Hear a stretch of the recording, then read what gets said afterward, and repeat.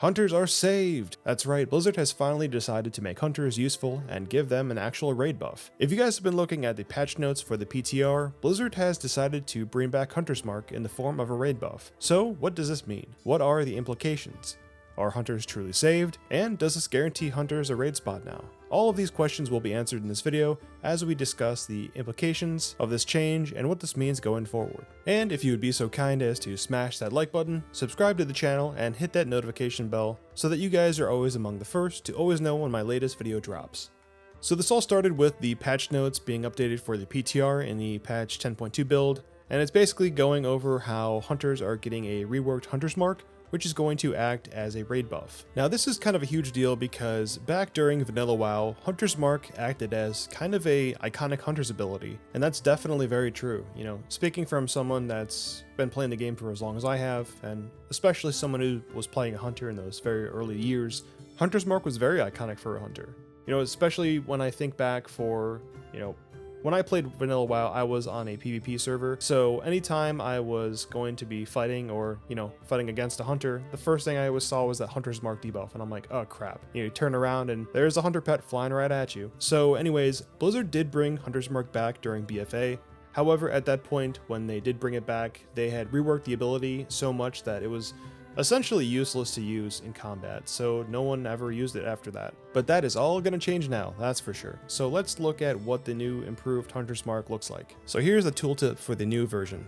Applies Hunter's Mark to the target, causing the target to always be seen and tracked by the hunter. Hunter's Mark increases all damage dealt to the target above 80% health by 5%. Only one Hunter's Mark damage increase can be applied to the target at a time. Hunter's Mark can only be applied to one target at a time. When applying Hunter's Mark in combat, the ability goes on cooldown for 20 seconds. So obviously, this new version of Hunter's Mark, which is the third iteration of it, is nothing like how it was during BFA or even how it was in Vanilla WoW. Because back then it was giving you a attack power buff instead of just a flat damage, and also, not the whole 80% health thing. So now let's take a look at what the actual developer's note is for the spell.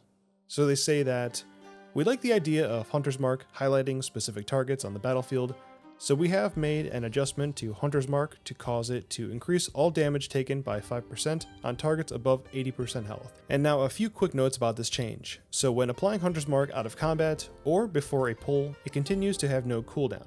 If you apply Hunter's Mark while in combat, Hunter's Mark receives a 20-second cooldown. And we don't intend for you to move this damage bonus around frequently. Hunter's Mark is still on global cooldown with this change, and Hunter's Mark cannot stack this damage bonus on the same target. So what they're basically saying here is that they don't want you to be applying this to literally every single target that you're fighting in combat. They want you to just mainly use it as kind of like a entry-level thing, like you just drop it on the boss and the beginning of the fight starts.